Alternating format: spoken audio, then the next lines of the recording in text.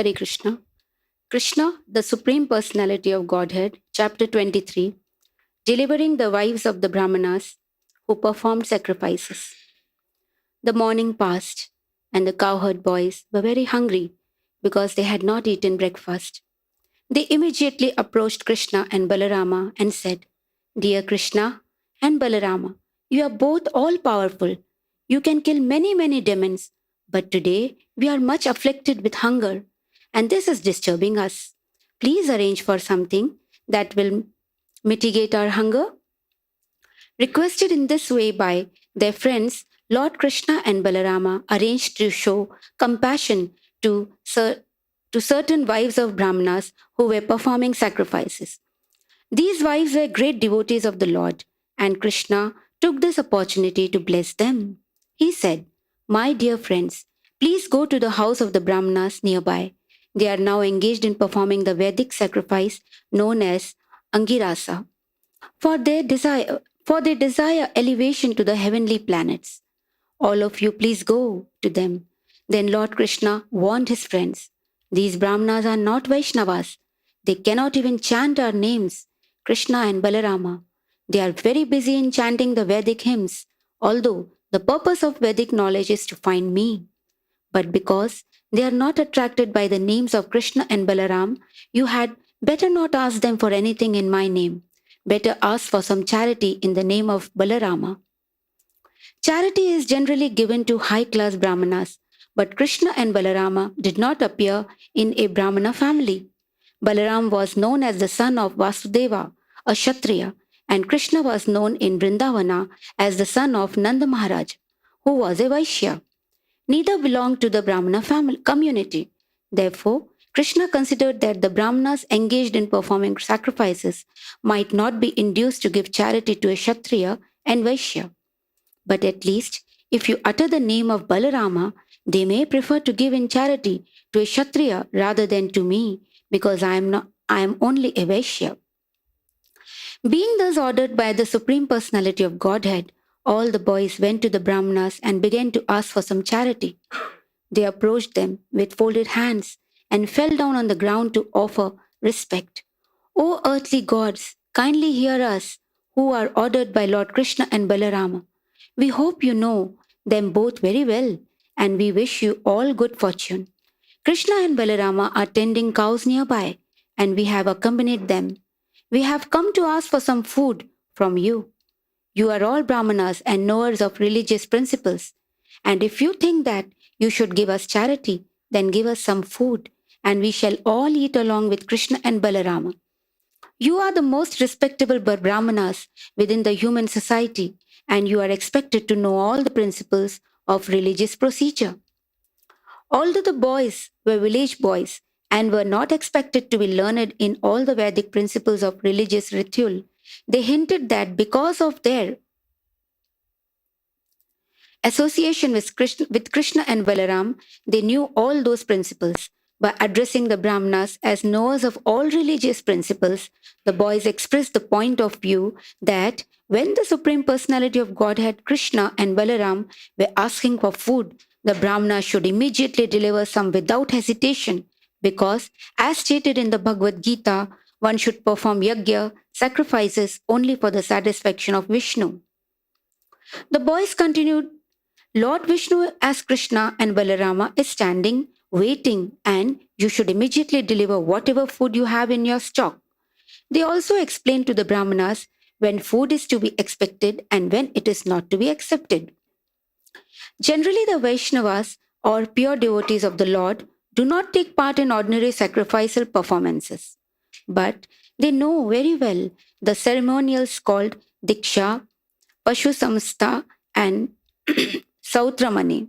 One is permitted to take food after the procedure of Diksha and before the animal sacrificial ceremony, and the Shauramani or just and Sautramani or ceremony in which liquors are also offered. The boys said, We can take your food at the present stage of your ceremony, for now it will not be prohibited, so you can deliver us the food. Although the companions of Lord Krishna and Balaram were simple cowherd boys, and they were in a position to dictate even to the high class Brahmanas engaged in the Vedic rituals of sacrifice. But the Samartha Brahmanas, who were simply sacrificial minded, could not understand the dictation of the transcendental devotees of the Lord. They could not even appreciate the begging of the Supreme Lord, Krishna and Balaram. Although they heard all the arguments on behalf of Krishna and Balaram, they did not care for them and they refused to speak to the boys. Despite being highly elevated in the knowledge of Vedic sacrificial rites, all such non devotee Brahmanas, although they think of themselves as very highly elevated, are ignorant, foolish persons. All their activities are childish because they do not know the purpose of the Vedas, as it is explained in the Bhagavad Gita, to understand Krishna. In spite of their advancement in Vedic knowledge and rituals, they do not understand Krishna. Therefore, their knowledge of the Vedas is useless. Lord Chaitanya therefore gave his valuable opinion that although a person may not be born in a Brahmana family, if he knows Krishna or the science of Krishna consciousness, he is more than a Brahmana and he is quite fit to become a spiritual master. There are various details to be observed in the performances of sacrifices. They are known as Disha, place, Kala, time, Pratyag, Dharvya, the different details paraphernalia, mantra, hymns, tantra, scriptural evidences, Agni, fire, Ritvik, learned performances of sacrifices, Devata, the demigods, Yagyamana, the performer of the sacrifices, Krutu, the sacrifice itself, and Dharma, the procedures. All these are for satisfying Krishna. It is confirmed in the Bhagavad Gita that he is the actual enjoyer of all sacrifices because he is directly the supreme personality of Godhead and the supreme absolute truth beyond the conception or speculation of the material senses. He is present just like an ordinary human boy, for but for persons who identify themselves with the body, it is very difficult to understand him. The Brahmanas were very much interested in the comforts of the material body and in elevation to the higher planetary residences called Svarga Vas. They were therefore completely unable to understand the position of Krishna. When the boys saw that the Brahmanas would not reply to them even with a simple yes or no, they became very much disappointed. They then returned to Lord Krishna and Balaram and explained everything that had happened. After hearing these statements, the Supreme Personality of Godhead smiled. He told them that they should not be sorry for being refused by the Brahmanas because that is the way of begging. He convinced them that one who is engaged in collecting or begging should not think that he will be successful everywhere. He may be unsuccessful in some places, but that should not be cause for a disappointment. Lord Krishna then asked all the boys to go again, but this time to the wives of those Brahmanas engaged in sacrifices. He also informed them that these wives are great devotees. They are always absorbed in thinking of us. Go there and ask for some food in my name and the name of Balaram, and I am sure that they will deliver you as much food as you desire. Carrying out Krishna's order, the boys immediately went to the wives. Okay. Carrying out Krishna's order, the boys immediately went to the wives of the Brahmanas. They found the wives sitting inside the Brahmana's house. They were very beautifully decorated with ornaments. After offering them all respectful obeisances, the boys said, Dear mothers, please accept our humble obeisances and hear our statement.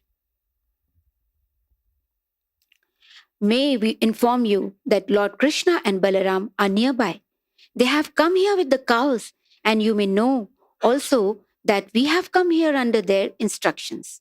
All of us are very hungry. Therefore, we have come to you for some food. Please give us something to eat for Krishna, Balarama, and ourselves. Immediately upon hearing this, the wives of the Brahmanas became anxious for Krishna and Balaram. These reactions were spontaneous. They did not have to be convinced of the importance of Krishna and Balarama. Immediately upon hearing their names, they became very eager to see them. Being advanced by Thinking of Krishna constantly, they were performing the greatest form of mystic meditation. All the wives then became very busily engaged in filling up different pots with nice food. Due to the performance of the sacrifice, the various foods were all very palatable. After collecting a feast, they prepared to go to Krishna, their most beloved object, exactly in the way rivers flow to the sea. For a long time, the wives had been eager to see Krishna.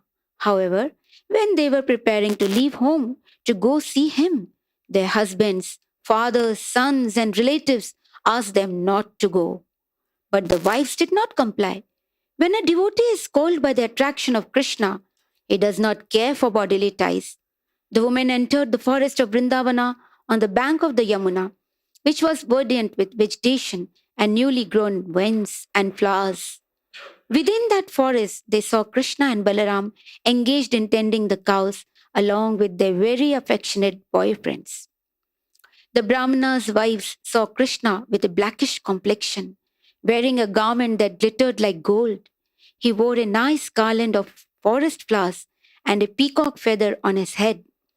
He was also painted with the minerals found in Vrindavana, and he looked exactly like a dancing actor on a theatrical stage. They saw him resting one hand on the shoulder of his friend, and in his other hand he was holding a lotus flower. His ears were decorated with lilies. He wore marks of tilaka, and he was smiling charmingly. With their very eyes, the wives of the Brahmanas saw the supreme personality of Godhead, of whom they had heard so much, who was so dear to them, and in whom their minds were always absorbed. Now they saw him eye to eye and face to face, and Krishna entered within their hearts through their eyes. Within themselves, they began to embrace Krishna to their heart's content, and the distress of separation was mitigated immediately. They were just like great sages who, by the advancement of knowledge, merged into the existence of the Supreme. As the Super Soul living in everyone's heart, Lord Krishna could understand their minds. They had come to him despite all the protests of their relatives, fathers, husbands, and brothers, and despite all the duties of household affairs. They came just to see him, who was their life and soul. They were exactly following Krishna's instruction in the Bhagavad Gita. One should surrender to him, giving up all varieties of occupational and religious duties. He therefore began to speak to them, smiling very magnificently. It should be noted in this connection that when Krishna entered into the wives' hearts and when they embraced him and felt the transcendental bliss of being merged with him, the Supreme Lord Krishna did not lose his identity, nor did the individual wives lose theirs. The individuality of both and the Lord and the wives remained, yet they felt oneness in existence. When a lover submits to his lover without any pinch of personal consideration, that is called oneness. Lord Chaitanya has taught us this feeling of oneness in his Sikshashtaka. Krishna may act freely, doing whatever he likes, but the devotee should always be in oneness or in agreement with his desires. That oneness was exhibited by the wives of the Brahmanas in their love for Krishna.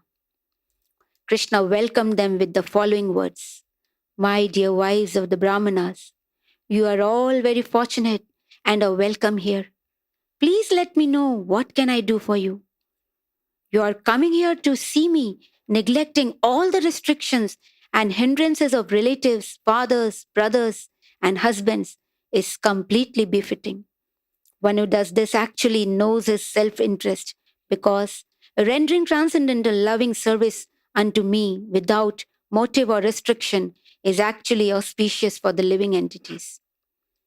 Lord Krishna here confirms that the conditioned soul can reach the highest perfectional stage by surrendering to Him. One must give up all other responsibilities. This complete surrender unto the Supreme Personality of Godhead is the most auspicious path for the conditioned soul because the Supreme Lord is the supreme objective of love. Everyone is loving his self according to the advancement of his knowledge. Ultimately, when a person comes to understand that his self is the spirit soul and that the spirit soul is nothing but a part and parcel of the Supreme Lord, he recognizes the Supreme Lord as the ultimate goal of love and then surrenders unto him. This surrender is considered auspicious for the conditioned soul.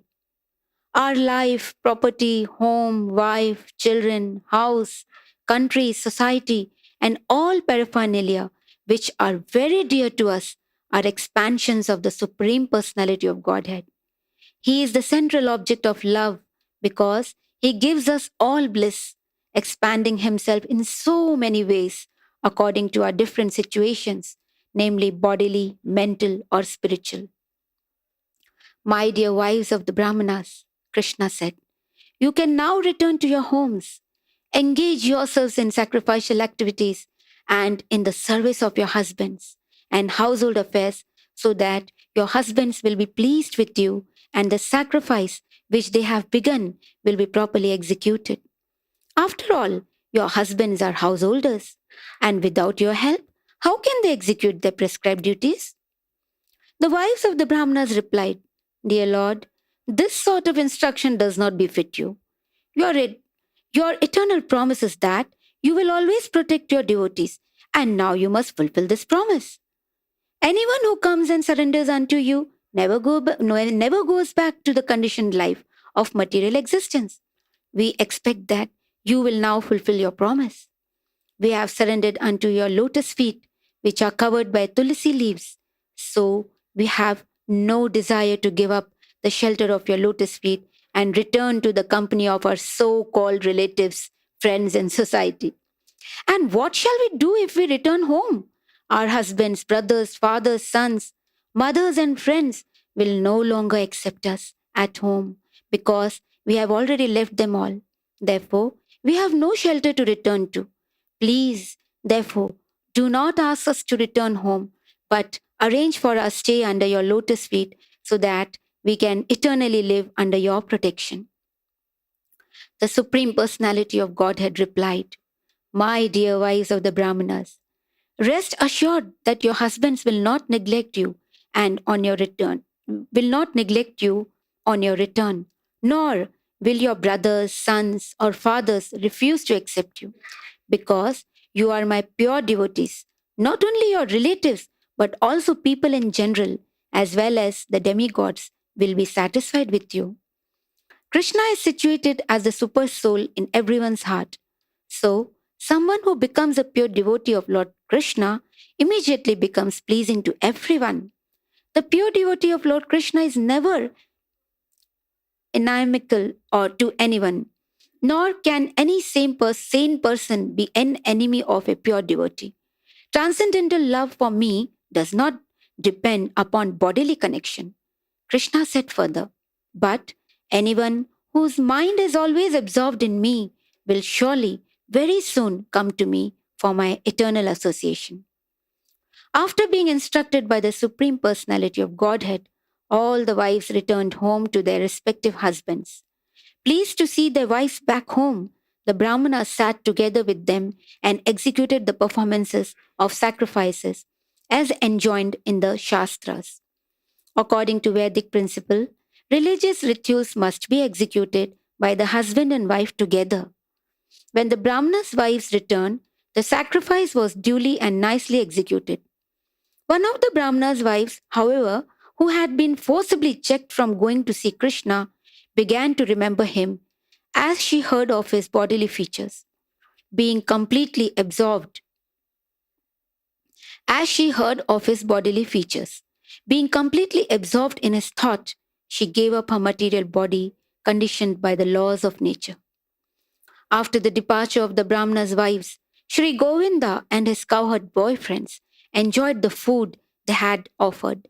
In this way, the ever joyful personality of Godhead exhibited his transcendental pastimes in the guise of an ordinary human being, in order to attract the common people to Krishna consciousness.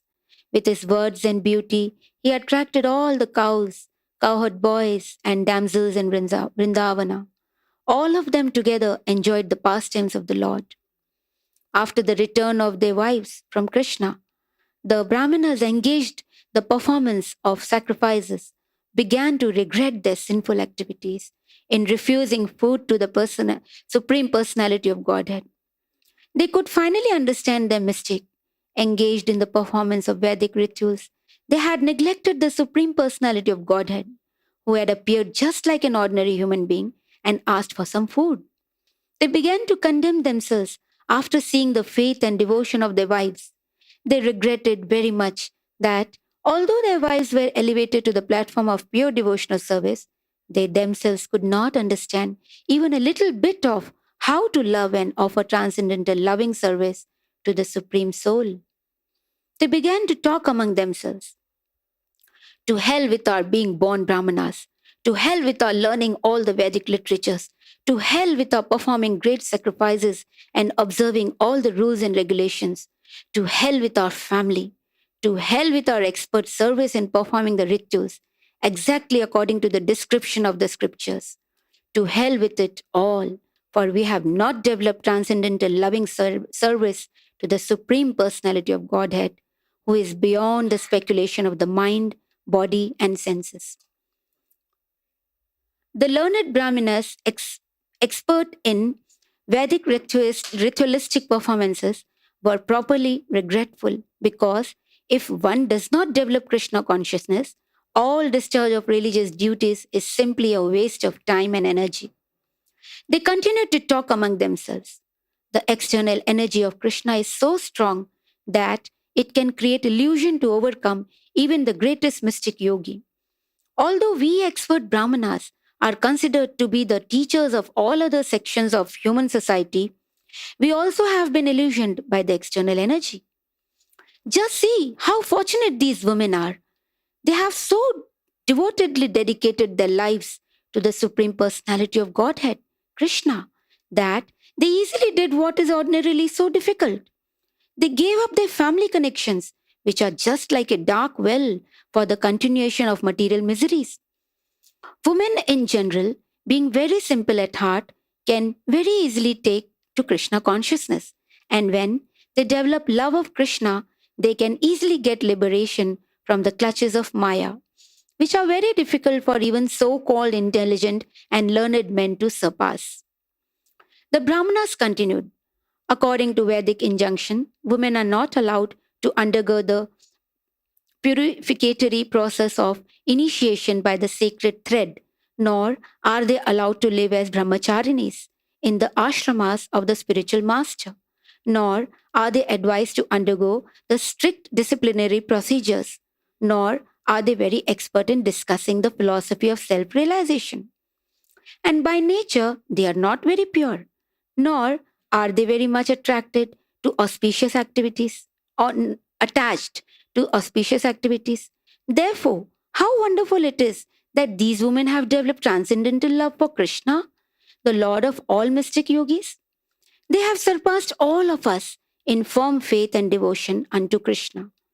Although we are considered to be masters in all purificatory processes, we do not actually know what their goal is because we are too much attached to the materialistic way of life. Even though we were reminded of Krishna and Balaram by the cowherd boys, we disregarded them. We now think that the Supreme Personality of Godhead simply played a trick of mercy on us by sending his friends to beg food from us. Otherwise, he had no need to send them. He could have satisfied their hunger then and there just by willing to do so. If someone denies the self sufficiency of Krishna on hearing that he was tending the cows for his livelihood, or if someone doubts his not being in need of the food, thinking that he was actually hungry, then such a person should understand that the goodness of fortune is always engaged in his service. In this way, the goddess can break her faulty habit of restlessness.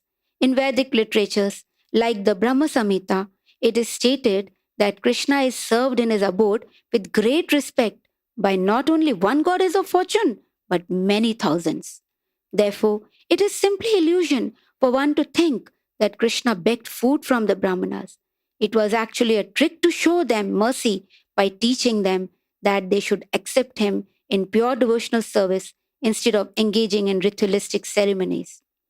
The Vedic ceremonial paraphernalia, the suitable place, the suitable time, the different grades of articles for performing the ritualistic ceremonies, the Vedic hymns, the process of sacrifice, the priest who is able to perform the sacrifice, the fire, the demigods, the performer of the sacrifice, and the religious principles are all meant for understanding Krishna. For Krishna is the Supreme Personality of Godhead. He is the Supreme Lord Vishnu and the Lord of all mystic yogis. Because he has appeared as a child in the dynasty of the Yadus, we were so foolish that we could not understand that he is the Supreme Personality of Godhead. The Brahmanas said, but on the other hand, we are very proud because we have such exalted wives who have developed pure transcendental service of the Lord without being shackled by our rigid opposition. Let us therefore offer our respectful obeisances unto the lotus feet of Lord Krishna, under whose illusory energy called Maya we are absorbed in fruitive activities. We therefore pray to the Lord to be kind enough to excuse us because we are simply captivated by his external energy. We transgressed his order without knowing his transcendental glories. The Brahmanas repented their sinful activities. They wanted to go personally to offer their obeisances unto him. But being afraid of Krishna, they could not go to Krishna and surrender unto him. In other words, it is very difficult for one to surrender fully unto the personality of Godhead without being purified by devotional service. The example of the learned Brahmanas and their wives is vivid. The wives of the Brahmanas, because they were inspired by pure devotional service, did not care for any kind of opposition. They immediately went to Krishna. But the Brahmanas, although they had come to know the supremacy of the Lord and were repenting, were still afraid of King Kamsa because they were too much addicted to fruitive activities. Thus ends the Bhaktivedanta purport of the 23rd chapter of Krishna, delivering the wives of the Brahmanas who performed sacrifices. Hare Krishna. Hare Krishna.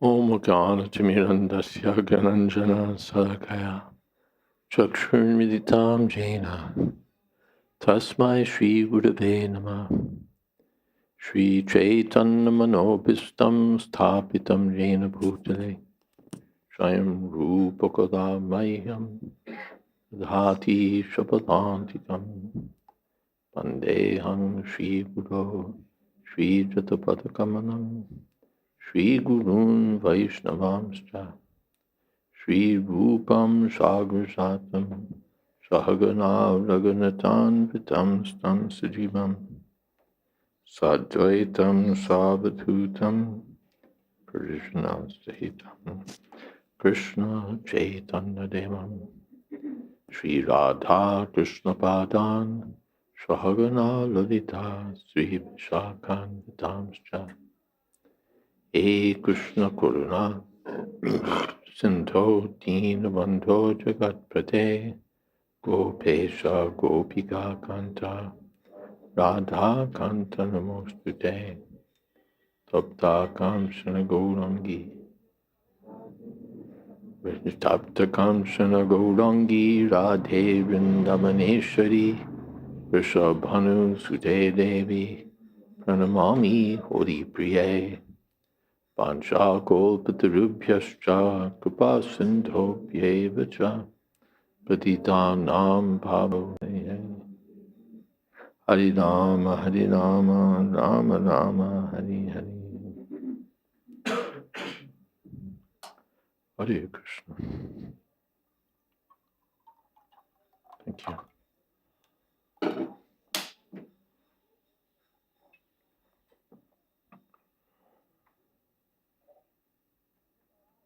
So the Krishna and Balaram are wandering about herding their cows, and their friends say, we're hungry. Krishna and Balaram, we're hungry. Please, we haven't taken breakfast. Please arrange something. So Krishna took the opportunity to bless these wives of the Brahmins. He told the boys that there's some Brahmins nearby. They're doing some sacrificial performances. So you can ask them for some charity. So the boys, but he told them that they're just Brahmins, they're not Vaishnavas.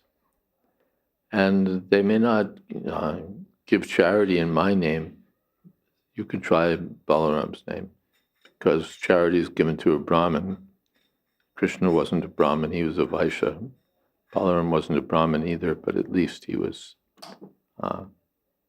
Balaram wasn't a Brahmin, at least he was a Kshatriya. So ask in Balaram's name, see what happens. So the boys went and offered respects to the Brahmins and basically said, we're hungry. Krishna and Balaram are nearby, they're hungry, and this is your opportunity. You can give some charity. We've come to beg some food from you, so you can give something. As Brahmins, you know the religious principles, and there's no higher religious principle than to surrender everything to Krishna. And now also is the appropriate time in your sacrifice when it's not illegitimate to distribute charity. The boys knew all the ins and outs of Vedic sacrificial performances, although they were only cowherd boys. Still, as the associates of Krishna and Balaram, they knew everything.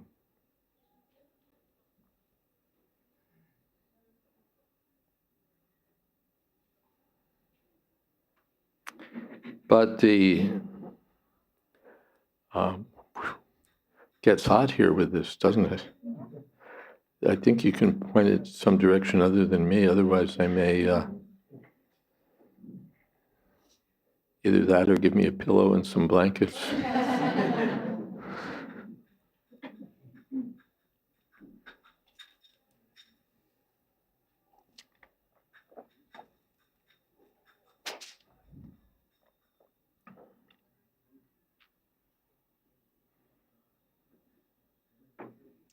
So the boys knew all the intricacies of the sacrifice. They said, now is the time you can give us something.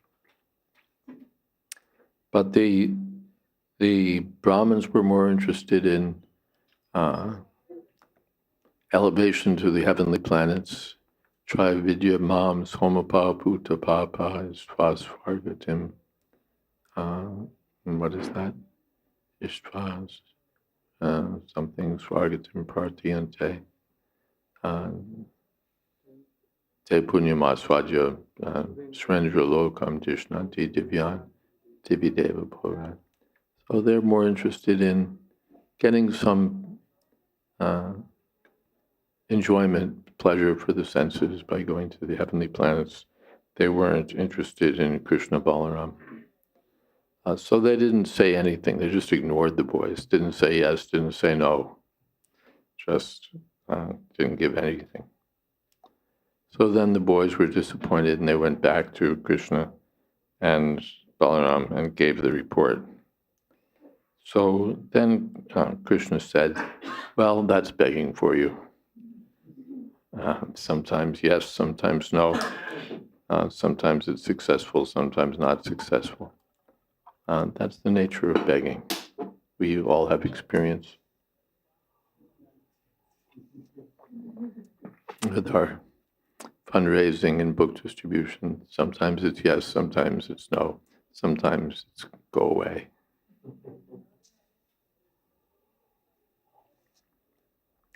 So Krishna told the boys that's the nature of begging. But why don't you go again? And this time try the wives of the Brahmins. They are devotees, and so they'll certainly give.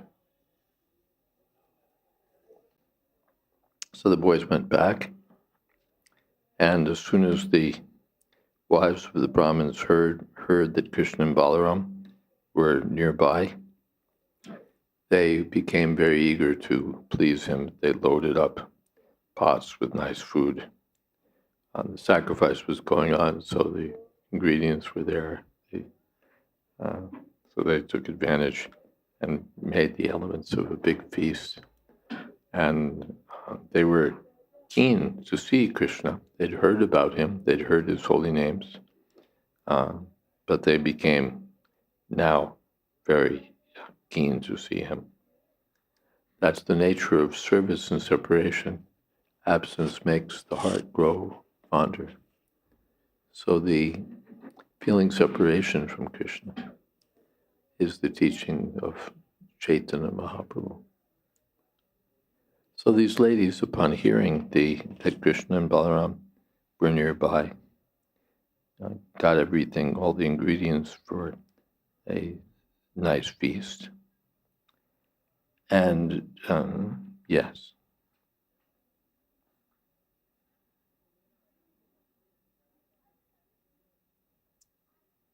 The wives of the Brahmins had been eager for a long time to see Krishna.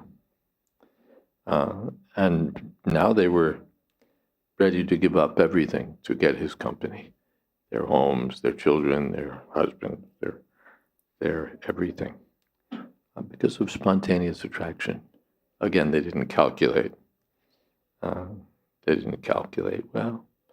on the one side this, on the one side that. They just didn't care for anything and went to the forest on the bank of the Jamuna and saw Krishna Balaram. This was the perfection of their vision also, that they got to see the Supreme Personality of Godhead. They'd heard the transcendental names of Krishna and Balaram. They'd heard something of their glories, but they hadn't actually seen them. So now they got to see Krishna and Balaram face to face, because the wives filled up their pots and personally came. Yes, we're not giving charity to you. We're going directly. We'll go see Krishna Balaram. So they saw him with a beautiful garland of forest flowers and a peacock feather, and painted with the minerals found in Vrindavan. As often described, he looked just like a dancing actor on a theatrical stage. And so the smiling so nicely and wearing tilak and with ears decorated with lilies and holding a lotus in his hand. So their minds had been absorbed in thinking of Krishna. And now they saw him face to face, and Krishna entered their hearts through their eyes.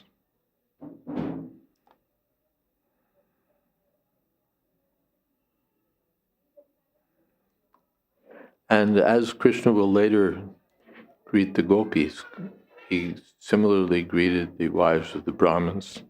I welcome you. It's very fortunate that you've come, and so on. Whereas the wives were interested in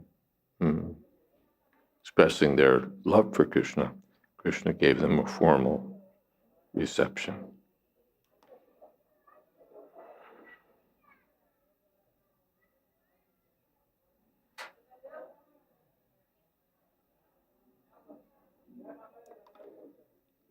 And Krishna sent them back home. He said that your husbands will need you for completing their sacrifices, so you should go back home. And they said, well, we've come to surrender to you, and you promised that you'll accept the surrendered souls. Besides, our brothers and husbands, sons, they'll all reject us anyway, because we've broken the regulative principles for chaste wives. But the Krishna said, don't worry, they'll accept you. And they did.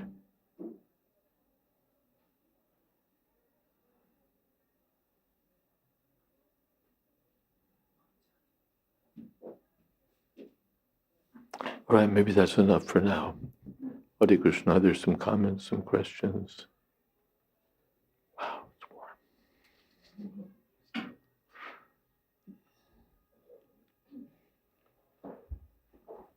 Hare Krishna.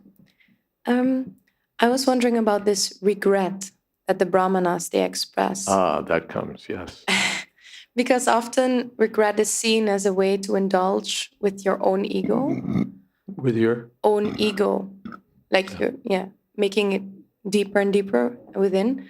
So I was wondering if regret is connected to Krishna, is it a way that regret can be useful? Yeah, we hear that Parikshit Maharaj, after having insulted the Muni, Shamik Rishi, regretted. Said, I've acted in an uncivilized fashion. I've insulted a great sage, so I wish that the reactions would come on me now, so that later they won't come and cause trouble to all. And he regretted, and Prabhupada commented that the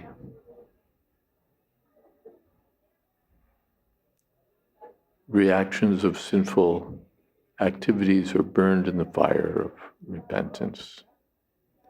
So regret is very much accepted.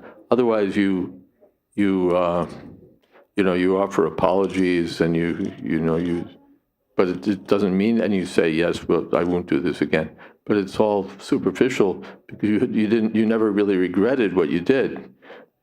All things considered, I came out 20% ahead, and all I have to do is endure a little bit of criticism from somebody or other, and say, yeah, I won't do this again, but I got this.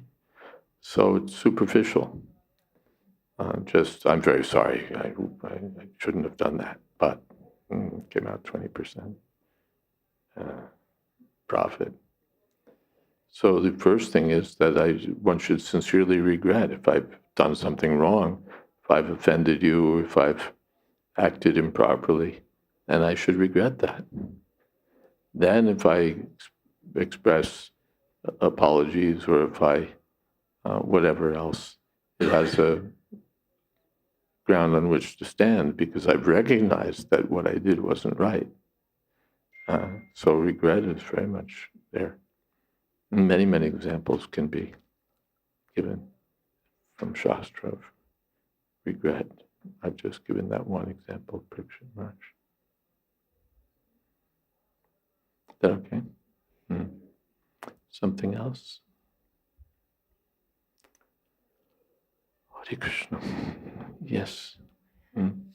It is said, everyone is loving himself according to the advancement of his knowledge. I was wondering if you could elaborate a little bit on that. Yeah, the self, what is the self? For the materialists, it's the body.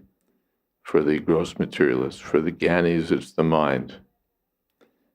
For the devotee, the transcendentalists, it's the soul. So these are all meanings of Atma. Lord Chaitanya gave so many meanings of Atma. So body, mind, soul. So some think the body is the self. Some think the mind, like that. So as a devotee, I want to know my soul and I want to interpret the Atma as the soul, but at this point I cannot recognize that yet. I know what it means intellectually, but I haven't seen it. So I hear around me, and also experience a little bit myself, that when we progress on the path, we come to love ourselves less because we see more and more faults within. No.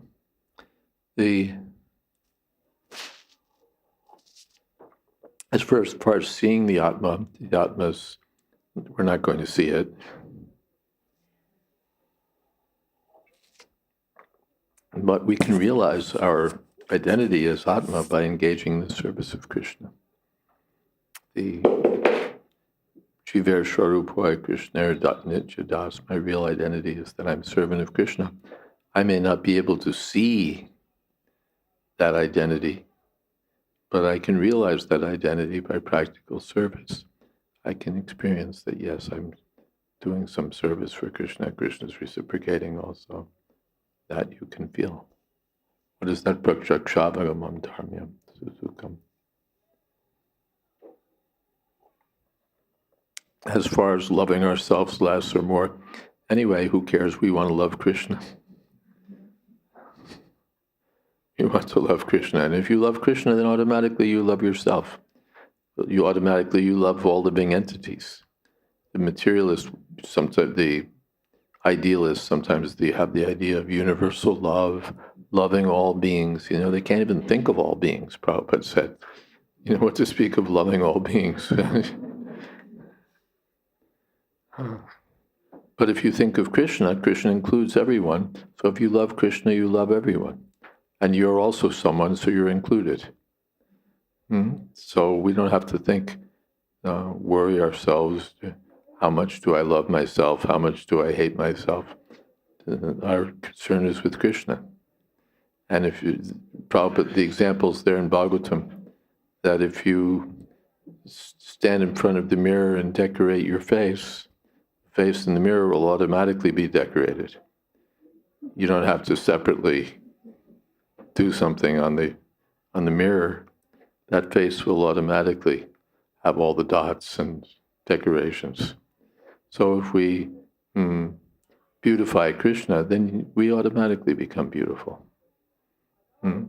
If we love Krishna, we automatically love ourselves because we're just parts of Krishna or reflections of Krishna. Something else? Yes. Hare Krishna Maharaj. Hare Krishna. I was wondering why Krishna sent the boys to the Brāhmaṇas in the first place. He probably knew they were going to say no, and then just give them an opportunity. Why did he send the Brahmins, boys to the Brahmins to begin with? I can think of two reasons. One is it's a good way to teach the boys something. It's an object lesson in begging. More important, we see the quality of the wives by seeing the quality of the Brahmins. We see the quality of the wives by seeing the quality of the Brahmins. Everything's seen. Just like sometimes you see a package, you see some item offered for sale, and they have something next to it, a cigarette box or a coin or something, so that you can see how big the item is. If you just see a picture of the item, it might be this big, it might be this big, you don't really know. But when they show it to you in relationship to something else, then you can see what it is. So seen in relationship to the husbands, the wives become still more glorious. We can see what kind of husbands these were in comparison to the wives. It also taught the Brahmins a lesson, as we see at the end. Dik dik, they in Sanskrit, fie on me, or what is it? All condemnation on me. It's sometimes translated. The hell with our being Brahmins. The hell with our being this and that. So it was a lesson for the Brahmins, it was a lesson for the boys, it's a lesson for us. The wives were glorified. So this is, Krishna carries out many purposes at once. Yes.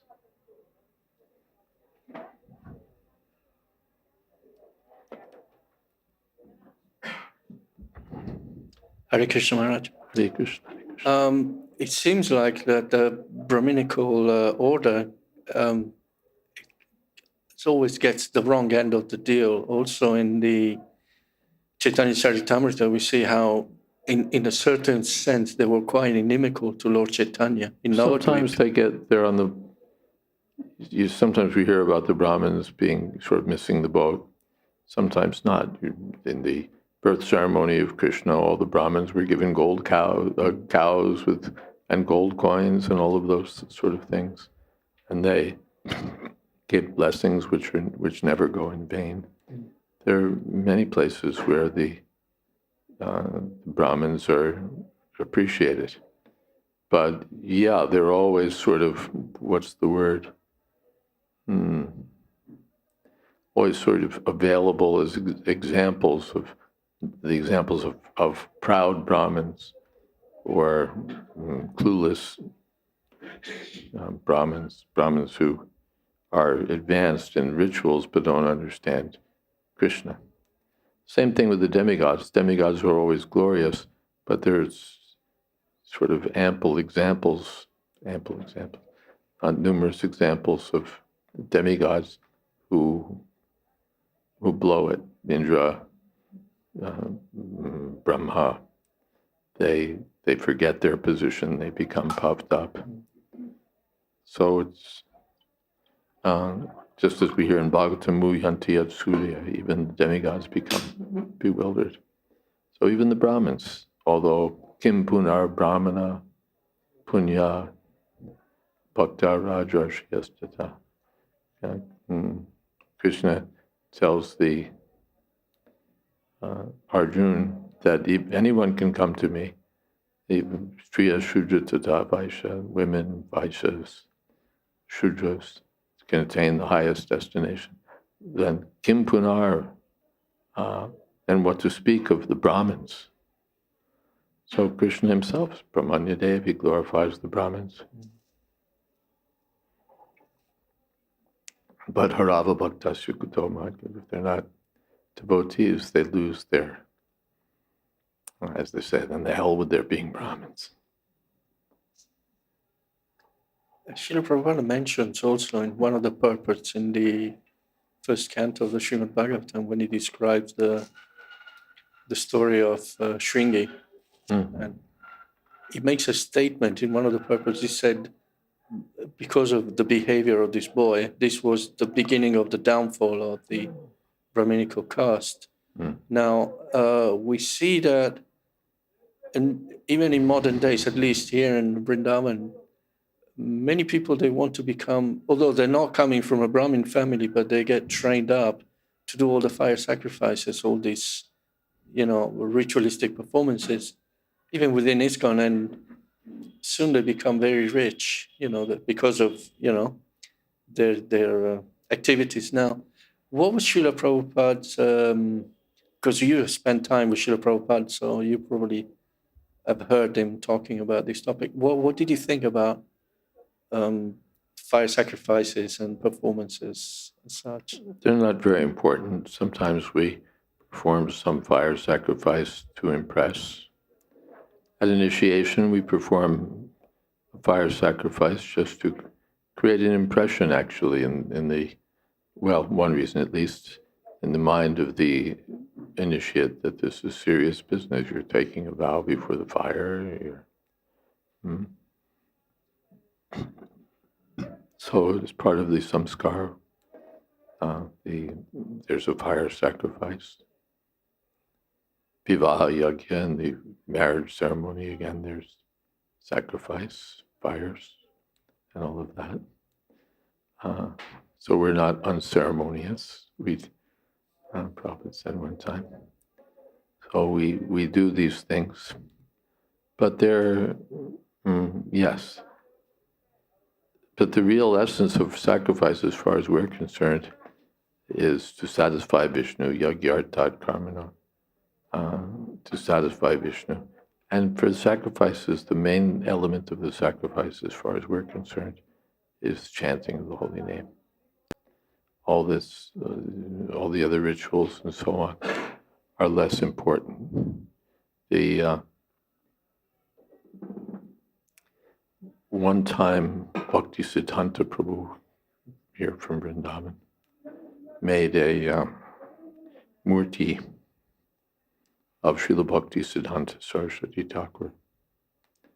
And he wanted to present it to Prabhupada's godbrother, Krishnadas Babaji Maharaj. Babaji Maharaj was staying in one of the Gaudiya Mats, forget which one right now. Let's see. Okay, all the pieces are here. They were staying in one of the Gaudiya Mats, so we went to see him. He was in a room upstairs someplace, I think. And he was sitting on a bed, and Bhaktisiddhanta Saraswati Thakur, Bhaktisiddhanta Prabhu presented him the Murti of Bhaktisiddhanta Saraswati. And Babaji Maharaj looked at, oh, Hare Krishna, Krishna Krishna, Hare Hare. Hare Ram, Ram Ram, Hare. Hare Krishna, Krishna Krishna, Hare Hare. Hare Ram, Ram Ram, Hare Hare. Hare Krishna, Krishna Krishna, Hare Hare. Hare Ram, Ram Ram, Hare Hare. We went on like that for 20 minutes, half an hour. Installation ceremony finished.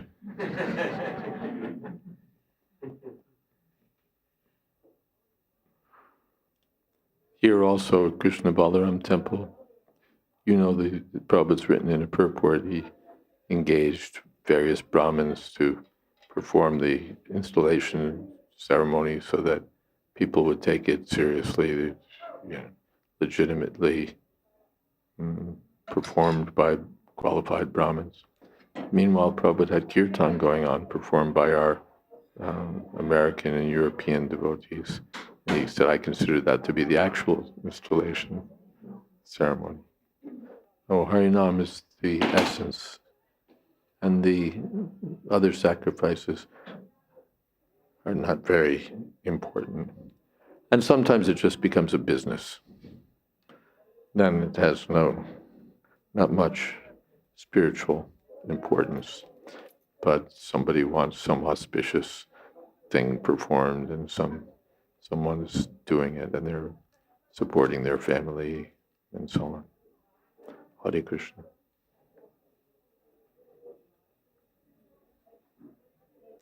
Yes.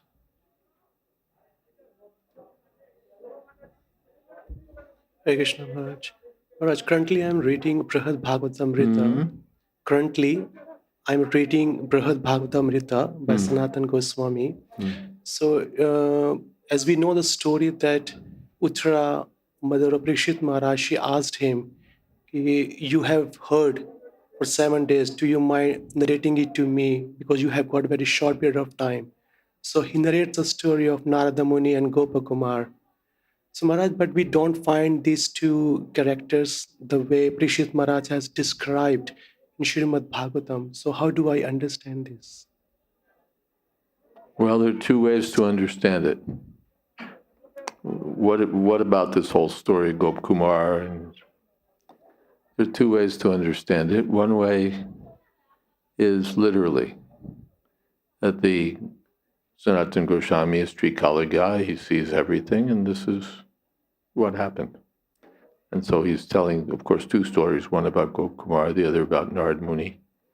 So these are all literal facts, and Sanatana Goswami is able to know everything, and he's telling.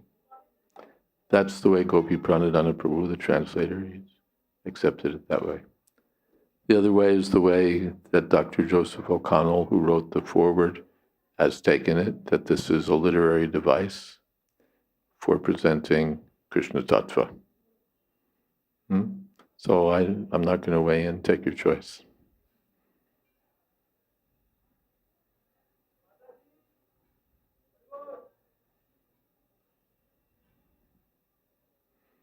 Something else.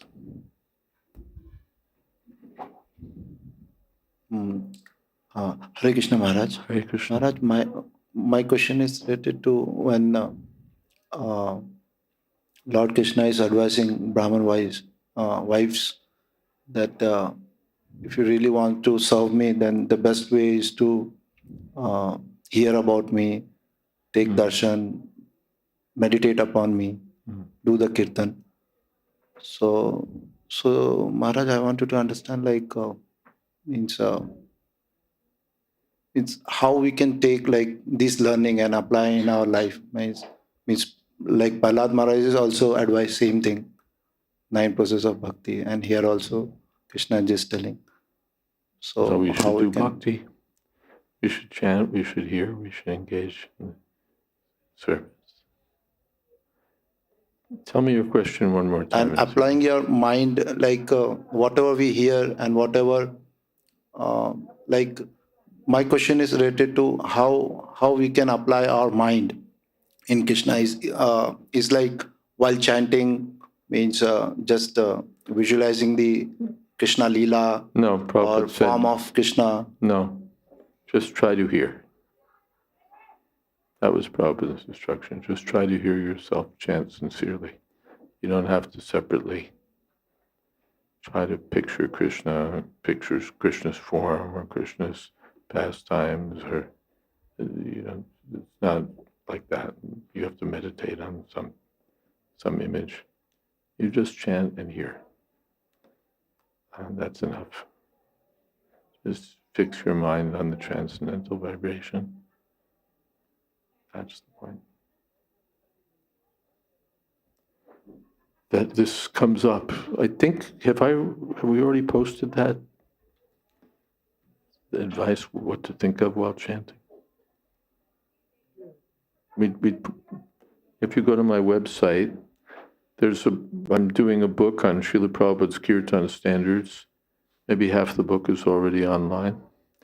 So if you go to my website, jswami.info, there's one installment is called, like, what should I think of while chanting? What should we think of while chanting? Something like that. There you'll find the different instructions from Srila Prabhupada directly to the topic of your question. Yes? Maharaj, how chanting pleases Krishna? No, everybody likes to hear themselves glorified. Right? Do you like it? So you had, that was a very good question, and you got right to the heart of it. And you'll think, yes, nice. Everyone likes to be glorified. Politicians pay money so that they'll be glorified. Celebrities pay money. So where's this mentality? It comes from Krishna. He likes it. He likes to be appreciated. So if you glorify Krishna, then he likes it. Also, he knows that it's beneficial for you. So he's happy that you're doing something that's good for yourself instead of messing yourself up with karma and gyan.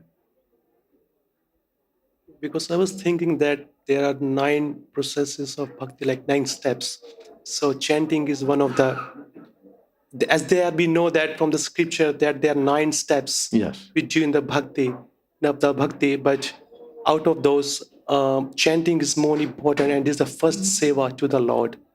So that's why I was just trying to ask in that regards, ki, when we chant Hare Krishna, how much it pleases. So, How much does it please? A yeah, lot.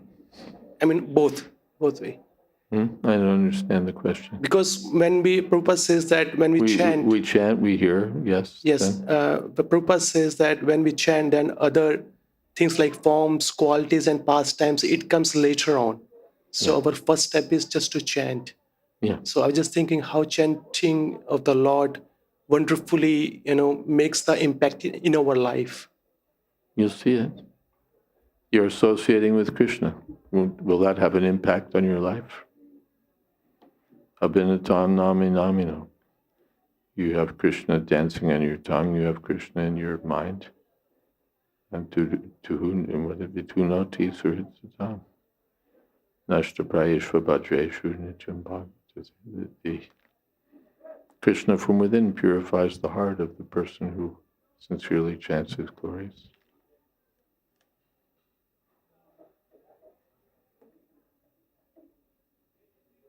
Yes. Hare Krishna Maharaj. I was just contemplating of this idea that generally according to our Bhagavatam and the Krishna consciousness, we are in ISKCON. So I'm not denigrating the importance of Brahmanas. I mean, I'm my Brahmana myself, born in a Brahmana family. But the we cannot just we just cannot outrightly deny the importance of Brahman and Brahmanical No. importance. Therefore, I was saying that it's Kim Punar Brahmana Punya Krishna Brahmanya Devaya. Brahman is the most important among the material divisions of society. So we don't at all deny the importance of Brahmins. But higher than the Brahmin is the Vaishnava, that's all. Or the best of the Brahmins. Ata Pumbir Dvija Shrestha, of course, Dvija. Brahmin is the best among the Brahmins, Kshatriyas, Vaishyas. But among the Brahmins, the Vaishnavas are the best. Perfection of Brahmins. The idea is not to miss the big picture, because we are in ISKCON, we come for Krishna Bhakti, keeping in mind this idea that we have to become a Vaishnava or this, that, But we sometimes, over the period of time, going through this, that, whatnot, so many phases, we miss the big picture and we just, gets deviated from the... Big picture means? Huh? Big picture means to, Yasmin Tushte Jagat Tushte. Krishna is the ultimate goal. And it's according to Shankaracharya, Sariram Surupam Navinam Kalatram Dhanam Merutulyam Yasas Charu Chitram. You ultimately you have to develop the faith for Krishna, and be it whatever you are karmi, you are this, that, you are materialistic, mechanic, you are employer, you are industrialist, whatever you are, profession you may be in, but you ultimately you have to develop Krishna consciousness. That's it, clear cut picture. And sometimes we tend to take this thing very for granted, and we forget the actual purpose that we are came in, and we have to develop, and then we get lost in the things surrounding us. So this is the idea. I mean, so you just cannot just, I just sometimes feel pity for Brahmanas, because, generally in societies, Brahmanas are degraded, to be very honest. Yes, for sure. Brahmanas are degraded now in Kali Yuga, for sure. So, but it's an opportunity. It's like if someone's born in the son of a high court judge, very easily that person can become a lawyer or a judge, because at dinner they'll discuss, this case, that case. There's so much law library will be sitting there. So many opportunities. But it's not that automatically he becomes a judge or a lawyer. He has to take advantage of the assets. But if he does take advantage, the assets are there. And if he instead becomes, a fool, a rascal, and it's almost more evident because he's coming from such a high family. It's like Nala Kubera and Manigriva. There's so many lowlifes, but they were sons of Kubera, and they were living like degraded men. So it stood out. So if a Brahmin lives a degraded life, it stands out. But if a Brahmin lives as a devotee, then it's glorious. All of his assets become perfected. Maharaj, I come from Ayodhya. I born in a place called Gorakhpur, where Kitab is there, but I brought up in Ayodhya. Gorakhpur. Yeah, I born there, but I brought up in Ayodhya from when I was 13 days old. So in Ayodhya, this Ramcharitmanas is very prevalent in society. In each and every house, you can find the book. I myself grown up hearing this Ramcharitmanas Chaupai and Ram Nam Sitaram and all that. So according to Tulsidas, this. When he says, Puja hai Vipra Sakal Guna Hina, means the Vipra, the Brahmana should be, worshipped at any, cost. Even if he's degraded, he is fallen or whatever. Like, the example of, what is called? Ajamil. He is fallen, but ultimately he was a Brahmana. And because of his Brahminical virtues and qualities, he somehow, delved into this idea of, repenting, and he just became liberated. So, I was trying to understand why this, it was because of time era Tulsidas was talking about, or was it, inheritance, or what was just, I just want to understand this thing. Yeah. Why he related to it to, because it was general terms that Vipra should be, respected and should be worshipped at, even if he's fallen, better than Shudra and all that. Yeah. So. Just like, of course, Prabhupada said, dead or alive, an elephant is worth a lakh. So even a degraded Brahmin, still something is there. But Let's think for a moment. We respect that that someone comes from a high family, that itself is respected. He comes from a good family. We don't just toss it out and say, he comes from a good family. We have to give him that. And beyond that, it's still expected that in the Brahminical family, there'll be some Brahminical qualities. Something should still be left. And often there is. We see that still, just by family tradition, these qualities come down. After all, these are occupational divisions. So people learn their occupations so often just from the family. Like these, I gave this example, I think these examples sometime in the class, how the flower sellers are here. Now, of course, they've been crowded out by, the way things have changed. But you used to see just outside the temple flower sellers, and they're keeping some wicker baskets, and they flick some water on the roses to keep them fresh and so on. I was passing by one morning, I'm seeing there's a little kid, and he's doing all the same things. Because his father is one of the flower sellers, so he's there and he's flicking the water like he's been doing it forever. He's just by family tradition. Or I went to buy a spoon one day. I'm sure I spoke about this, right? And there's a little kid who's selling me the spoon.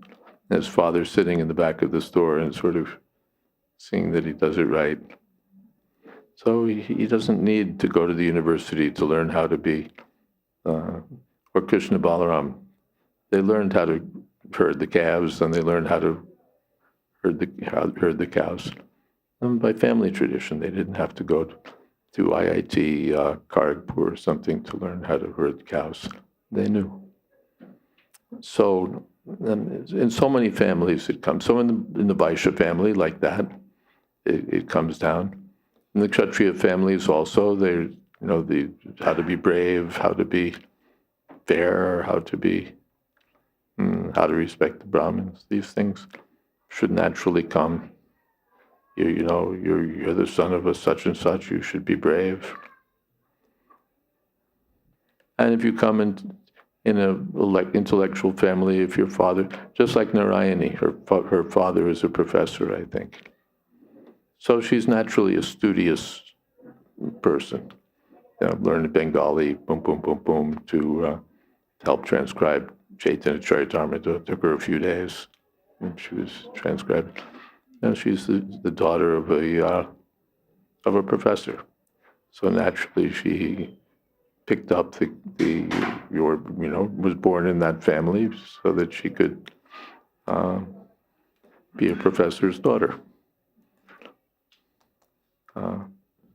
So by family tradition, we pick up so much. We pick up so much.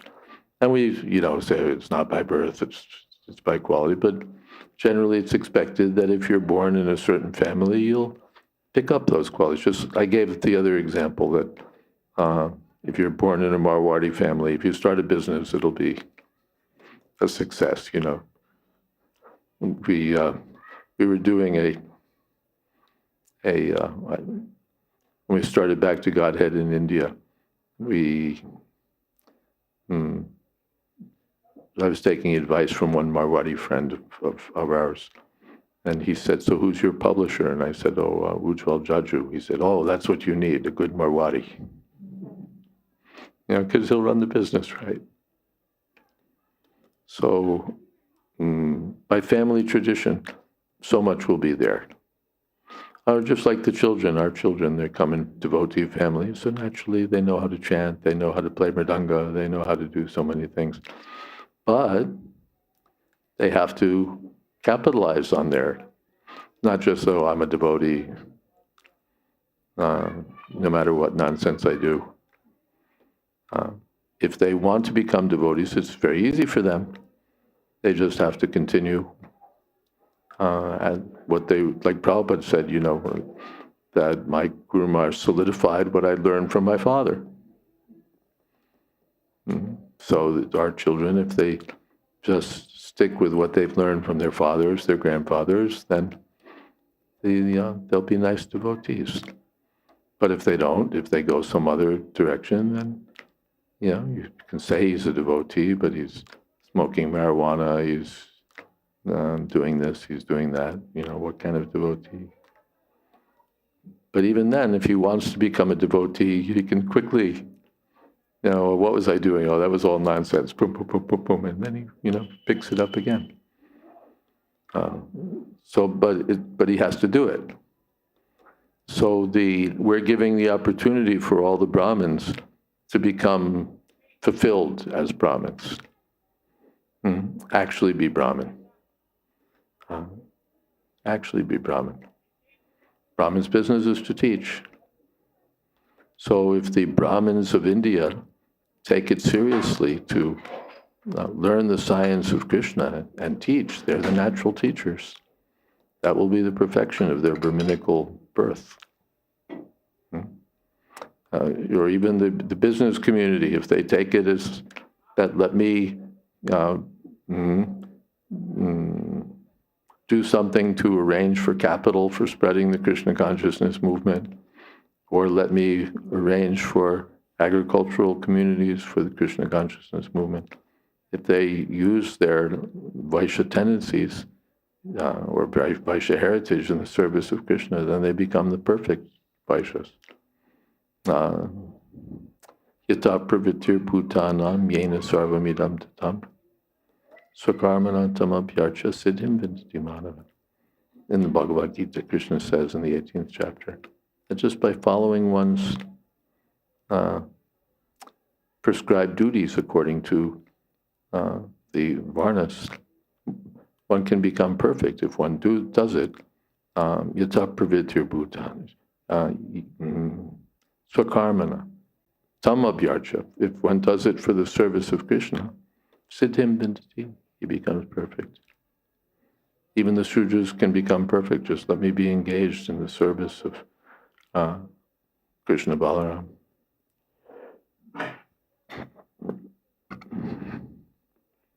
And the Kshatriyas can manage.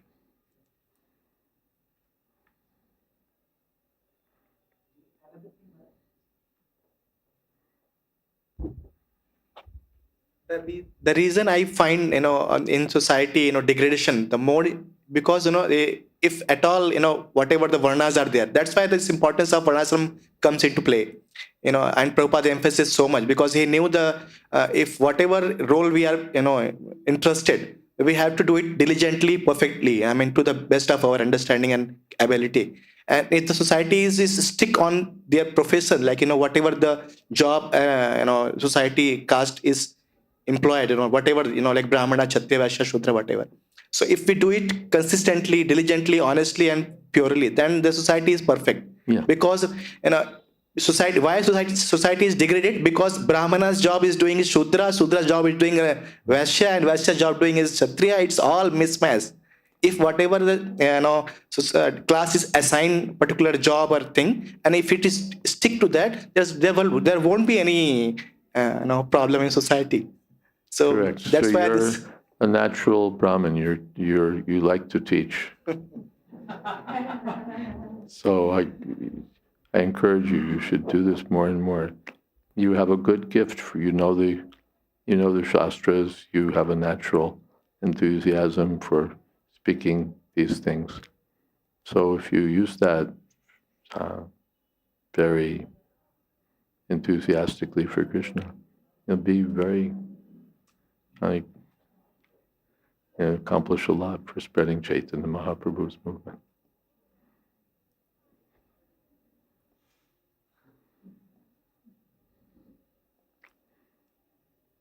Everybody should just stane stita shrutigatam tanuvan. We don't have to change our occupation. We just have to plug it into Krishna's service. Then it's very good. That's very good. Even the monkeys didn't have to change their occupation, just throw boulders and do all the monkey business, but do it for Ram.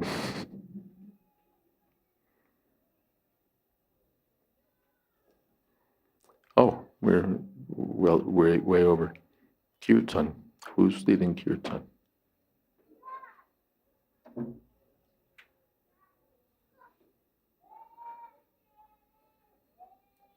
Yeah?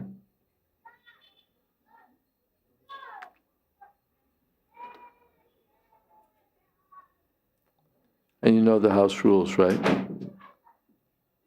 One tune. No. You should take some risk for Krishna.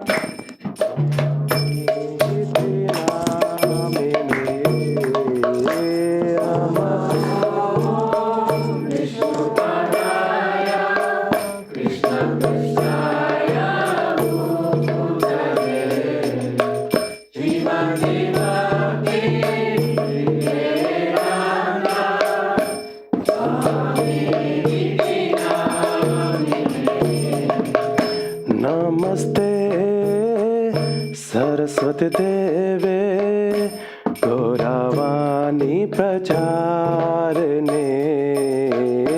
Nirvishesha Shunyavadi Pashyata Desha Tadane Namaste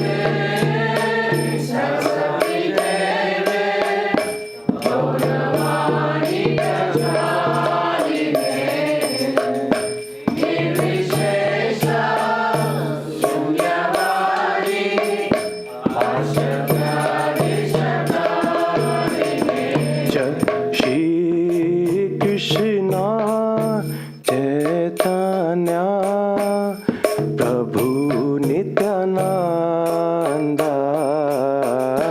Shri Advaita Gadadhar Shivasadi Gaur Bhakta Vrinda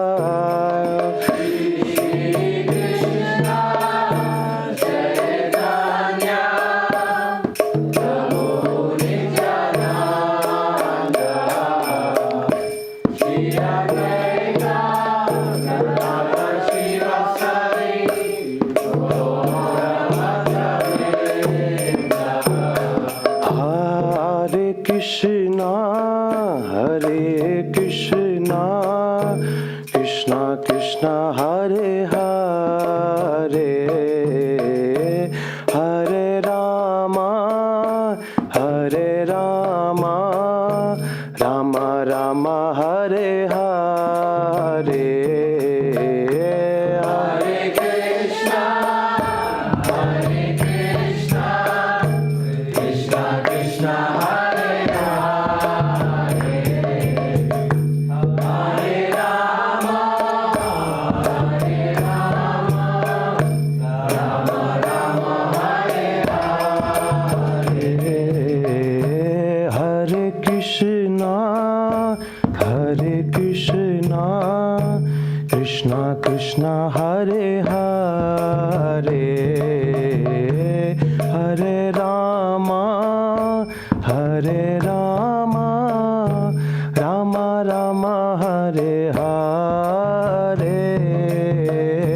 Hare Krishna,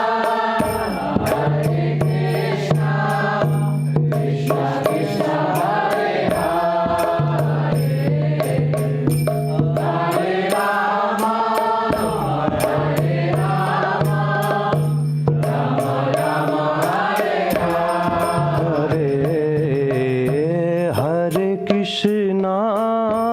Hare Krishna, Krishna Krishna Krishna Hare Hare,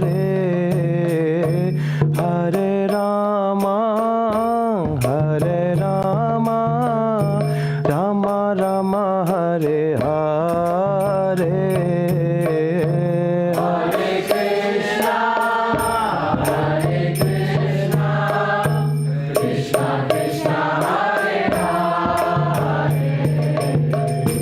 Hare Rama, Hare Rama, Rama Rama Hare Hare, Hare Krishna, Hare Krishna, Krishna Krishna, Hare Hare,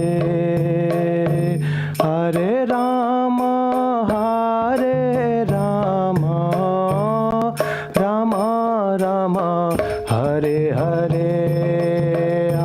Hare Krishna, Hare Krishna, Krishna Krishna Hare Hare,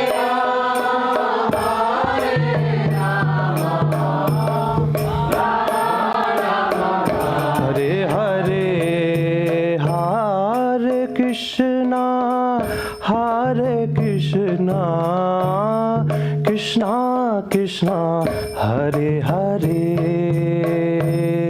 Hare Rama, Hare Rama, Rama Rama, Hare Hare. Hare Krishna, Hare Krishna, Krishna Krishna Hare Hare, Hare Rama, Hare Rama, Rama Rama Hare Hare. Hare Krishna, Hare Krishna, Krishna Krishna, Hare Hare, Hare Rama, Hare Rama, Rama Rama, Hare Hare. Hare Krishna, Hare Krishna, Krishna Krishna Hare Hare, Hare Rama, Hare Rama, Rama Rama Hare Hare, Hare Krishna, Hare Krishna, Krishna Krishna, Hare Hare, Hare Rama, Hare Rama, Rama Rama, Hare Hare. Hare Krishna, Hare Krishna, Krishna Krishna Hare Hare, Hare Rama, Hare Rama, Rama Rama Hare Hare. Hare Krishna, Hare Krishna, Krishna Krishna, Hare Hare, Hare Rama, Hare Rama, Rama Rama, Hare Hare. Hare Krishna, Hare Krishna, Krishna Krishna Hare Hare, Hare Rama, Hare Rama, Rama Rama Hare Hare. Hare Krishna, Hare Krishna, Krishna Krishna, Hare Hare, Hare Rama, Hare Rama, Rama Rama, Hare Hare. Hare Krishna, Hare Krishna, Normal? Krishna Hare Hare, Fast? Hare Rama, Hare Rama, Rama Rama Hare Hare.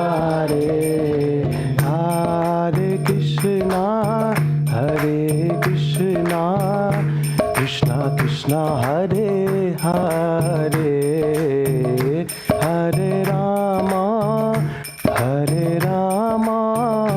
Rama Rama Hare Hare Hare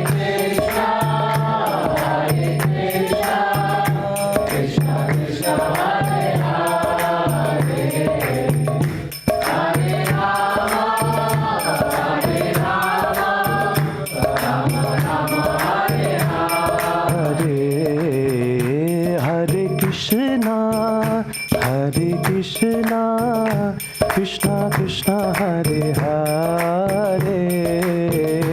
Hare Rama Rama Rama Hare Hare Hare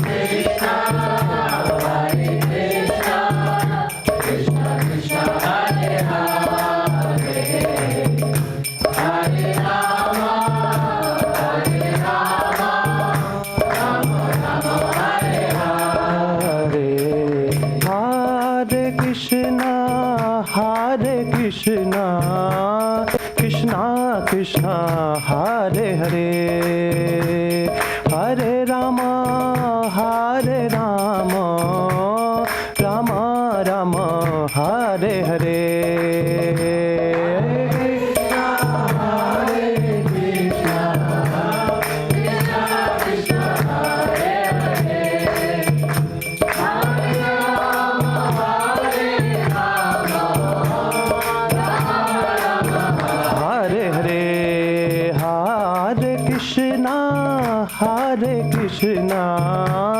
Krishna Krishna Hare Hare Hare Rama Rama Rama Hare Hare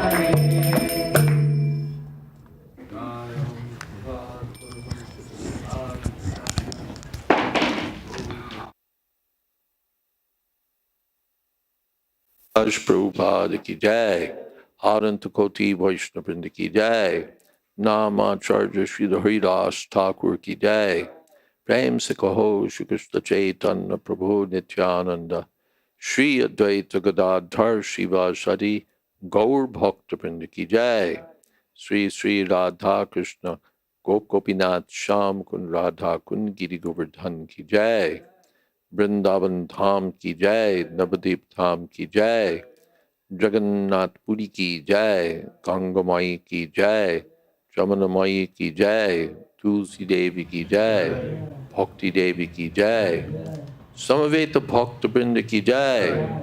All glories to the assembled devotees. All glories to the assembled devotees. All glories to the assembled devotees. Gaur Premanande. Nice kirtan. Beautiful, beautiful kirtan. Thank you very much. Sweet and melodious. So have some prasadam on your way out. And thank you all very much. Hare Krishna.